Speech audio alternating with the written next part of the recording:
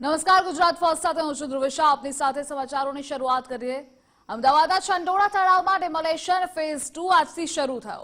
ડિમોલેશનનો બીજો તબક્કો અંદાજિત 10,000થી વધુ મકાનો તોડવામાં આવશે. અમદાવાદ મહાનગરપાલિકાની 25 ટીમ કામગીરીમાં જોડાઈ છે, તો ચુસ્ત પોલીસ બંદોબસ્ત સાથે કામગીરી હાથ ધરાઈ. 2 જેસીપી 6 ડીસીપી સહિતનો સ્ટાફ બંદોબસ્તમાં જોડાયો છે. અંદાજિત 3,000થી વધુ પોલીસ જવાનો ખડે પગે છે. ફેઝ 1 માં અમે ટાર્ગેટ અપ્રોચ રાખી હતી કે જો ભૂમાફિયા હતા એનો પહેલાં ટાર્ગેટ કરવામાં આવ્યો હતો અને બાંગ્લાદેશીનો વધારે કન્સન્ટ્રેટ કરતા હતા. અને ફેઝ 2માં 1.5 લાખ સ્ક્વેર મીટરની જગ્યાએ ખાલી ઉપર દબાણ છે એનો પણ ખાલી કરવાનો છે. 8,000 ઝોપડા છે. કોર્પોરેશનની 50 ટીમો કાર્યરત છે અને એના સાથે પોલીસની 2 શિફ્ટમાં 3,000થી વધારે પોલીસ અહીંયા હાજર છે. તમામ સિનિયર અધિકારી એનું સુપરવિઝન કરી રહ્યા છે, સ્થળ પર છે અને મને ઉમ્મીદ છે કે 2-3 દિવસમાં બધું ક્લિયર થઈ જશે. બિલકુલ સર, ખાસ કરીને વાત કરવામાં આવે તો કેવી રીતે આ સમગ્ર મામલે એક્શન પ્લાન કરવામાં આવ્યો હતો, કારણ કે જે ફરતે ડિમોલેશનની કામગીરી કરવામાં આવી રહી છે. ગુજરાત ફર્સ્ટ જોયું કે દરેક સ્થળો પર પોલીસ કર્મીઓ તૈનાત જોવા મળી રહ્યા છે, એટલે ખાસ કરીને માઇનોર પ્લાનિંગ કરવામાં આવી રહ્યું છે, કોઈ અનિચ્છનીય ઘટના ન ઘટે તે માટે. કુલ 50 ટીમોનો 7 ઝોનમાં ડિવાઈડ કરવામાં આવ્યા છે. દરેક ઝોનમાં 5 જેસીબી અને એની ટીમો છે. દરેક ટીમ સાથે 10થી વધારે માણસો એસઆરપી ગેસ ગનવાળા હાજર છે, તાકી કોઈ નિશ્ચય બનાવ ના બને અને લો એન્ડ ઓર્ડર જાનહાનિ ના થાય. રેસ્ક્યુ ટીમ જો કોર્પોરેશનની ટીમો સાથે જઈને મકાનો ખાલી કરાવી રહ્યા છે, તાકી ત્યાં કોઈ અંદર માણસ નહીં રહી જાય, કોઈ જાનહાનિ ના થાય એના માટે કામ કરી રહી છે. કોર્ડન ટીમ છે કે કોઈ લો એન્ડ ઓર્ડરવાળા પરિસ્થિતિ ઉત્પન્ન ના થાય અને બહારથી કોઈ માણસો અહીંયા એન્ટર ના થાય એના માટે ખાસ તકેદારી રાખે છે.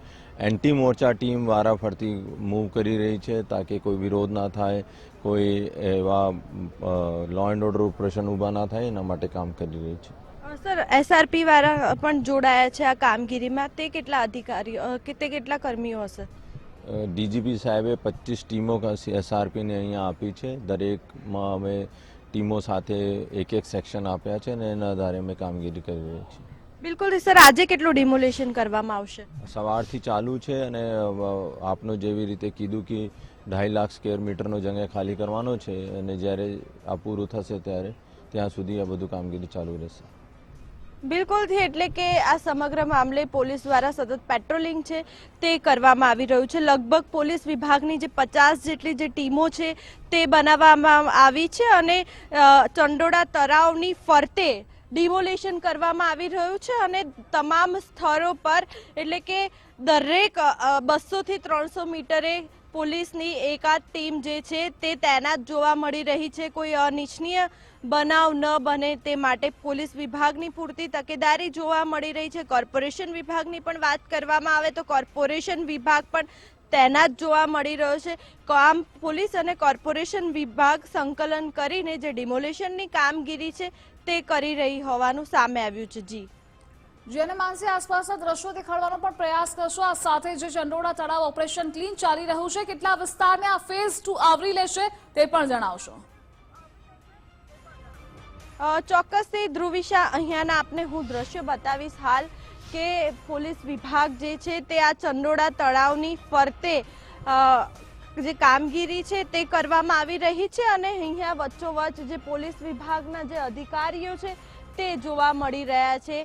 અમદાવાદના ચંડોળા તળાવના આ દ્રશ્યો છે. ખાસ કરીને જે પોલીસ વિભાગની જે ટીમ છે તે પણ સ્ટેન્ડ બાય જોવા મળી રહી છે અને આ જે વિસ્તાર છે કે જે ગુજરાત ફર્સ્ટની ટીવી સ્ક્રીન ઉપર જોઈ શકો છો તે ચંડોળા તળાવ છે અને તેની આજુબાજુ જે ગેરકાયદેસર દબાણો છે તે જોવા મળી રહ્યા છે. અને આજની વાત કરવામાં આવે તો આ જે ગેરકાયદેસર દબાણો છે તે તોડવાની કામગીરી ચાલી રહી છે. ત્યારે ક્રાઇમ બ્રાન્ચના જે જેસીપી છે શરદ સિંગલ, તેમની સાથે પણ વાત કરી, એટલે કે ક્યાંક ને ક્યાંક જે કામગીરી છે તે કરવામાં આવી રહી છે અને લગભગ 2.50 લાખ સ્ક્વેર મીટર જે ગેરકાયદેસર દબાણો છે તે આજે દૂર કરવામાં આવશે. ફેઝ 2ની જે કામગીરી છે તે ચાલી રહી છે. 50 જેટલા જે જેસીબી છે તેના દ્વારા જે ડિમોલિશનની કામગીરી છે તે કરવામાં આવી રહી છે. કોર્પોરેશનના પણ તમામ જે કર્મીઓ છે, અધિકારીઓ છે, તે પણ જોડાયા છે આ કામગીરીમાં અને લગભગ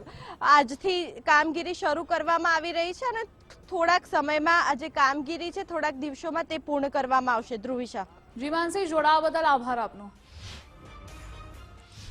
તો ડિમોલેશન 2.0 આપ જોઈ રહ્યા છો. એમસી દ્વારા ફોર્મ ભરવાની શરૂઆત કરી દેવામાં આવી છે. પહેલા અહીંયા રહેતા લોકોને નોટિસ પણ પાઠવવામાં આવી હતી. આજે ફેઝ 2 ની શરૂઆત થઈ છે. તો બાંગ્લાદેશીઓ અહીં વસવાટ કરતા હતા અને એ જ ફેઝ 1 માં તે લોકોના ઘર પર ડિમોલેશન કરવામાં આવ્યું હતું. તો જેટલું પણ ગેરકાયદેસર દબાણ છે તેને દૂર કરવામાં આવી રહ્યું છે. આજથી બીજા તબક્કાની શરૂઆત થઈ છે. 10,000 થી વધુ મકાનો તોડવામાં આવશે. 25 મહાનગરપાલિકાની ટીમ પણ જોડાઈ છે, કારણ કે મહાનગરપાલિકા અને પોલીસ આ બંનેનું આ સંયુક્ત ઓપરેશન છે. રાજકોટ જિલ્લાના રાજકારણમાં ફરી ગરમાવો આવ્યો. રાજકોટ જિલ્લા સહકારી બેંકની ચૂંટણીના પડઘમ. રાજકોટ જિલ્લા બેંકે રજિસ્ટ્રાર દરખાસ્ત કરી. ચૂંટણી માટે ચૂંટણી અધિકારી નિમણૂક કરવામાં આવશે. ચૂંટણી અધિકારી નિમણૂક બાદ ચૂંટણી તારીખ જાહેર થશે. રાજકોટ જિલ્લા સહકારી બેંકની 17 ડિરેક્ટરોની મુદ્દત પૂર્ણ થઈ છે અને 17 ડિરેક્ટરની મુદ્દત પૂર્ણ થતા ચૂંટણી યોજાશે.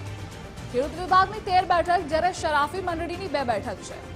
ઇતર વિભાગ અને રૂપાંતર વિભાગની 1 બેઠકની ચૂંટણી છે. રાજકોટ ડિસ્ટ્રિક્ટ બેંક ચૂંટણી આ વખતે રસપ્રદ બની રહેશે. સહકાર વિભાગના નવા કાયદા બાદ ગુજરાતમાં આ પ્રથમ ચૂંટણી છે. રાજકોટ ડિસ્ટ્રિક્ટ બેંકમાં જયેશ રાદડિયાનો દબદબો છે. અને આ મુદ્દે આપણી સાથે સંવાદદાતા રહીમ જોડાયેલા છે. રહીમ, આ વખતની આ ચૂંટણીનો જંગ એ ખૂબ જ રસપ્રદ બની રહેશે. ચોક્કસપણે ધ્રુવિશા, રાજકોટ જિલ્લા બેંક છે, ડિસ્ટ્રિક્ટ કોઓપરેટિવ બેંક, તેની ચૂંટણી હવે આગામી સમયમાં યોજાવા જઈ રહી છે. કારણ કે બેંકના જે ડિરેક્ટરો છે, 17 જેટલા ડિરેક્ટરો છે, તેની મુદત પૂર્ણ થઈ રહી છે. સૌથી મોટો સવાલ એ ઉત્પન્ન થઈ રહ્યો છે કે સહકાર વિભાગ દ્વારા જે નવા નિયમો જાહેર કરવામાં આવ્યા છે એ નિયમ અનુસાર જો આ ચૂંટણી યોજાશે તો જે ભૂતપૂર્વ ડિરેક્ટરો છે તે અનેક ડિરેક્ટરો છે તે નવા ચહેરા સામે આવે તેવી શક્યતાઓ છે. કારણ કે જે રીતના નવા નિયમ અનુસાર 10 વર્ષથી વધારે ડિરેક્ટર પદ જેમણે ભોગવી લીધું હોય છે તો તે લોકો ચૂંટણીમાં ઊભા નહીં રહી શકે તેવી વાત છે તે સામે આવી છે. રાજકોટ જિલ્લા બેંકની જો વાત કરીએ તો રાજકોટ જિલ્લા બેંકની અંદર જયેશ રાદડિયા છે તેનો દબદબો છે તે વર્ષોથી ચાલ્યો આવે છે. જિલ્લા બેંકમાં ચૂંટણી ન યોજાય તેવા તમામ પ્રયાસો છે તે જયેશ રાદડિયા દ્વારા કરવામાં આવતા હોય છે. છેલ્લા ઘણા સમયથી જિલ્લા બેંકની અંદર જૂથવાદ ચાલી રહ્યો હતો. એક જૂથ છે તે સક્રિય થયું હતું. જોકે તેને સાથે વાટાઘાટો પણ થઈ ચૂકી છે, પરંતુ હવે સવાલ એ ઉત્પન્ન થઈ રહ્યો છે જો નવા નિયમ અનુસાર ચૂંટણી યોજાશે તો પછી અનેક ડિરેક્ટરો છે તે નવા ચહેરા સામે આવે તેવી શક્યતાઓ છે. બીજી બાજુ જે રીતના નિયમ અનુસાર રાજકોટ ડિસ્ટ્રિક્ટ કોઓપરેટિવ બેંક દ્વારા જે મુદત પૂર્ણ થતાં જ રજિસ્ટ્રાર છે તેમને ચૂંટણી માટેનું આહવાન છે તે કરી ચૂક્યા છે. 17 જેટલી બેઠકો ઉપર આ ચૂંટણી છે તે યોજાવા જઈ રહી છે.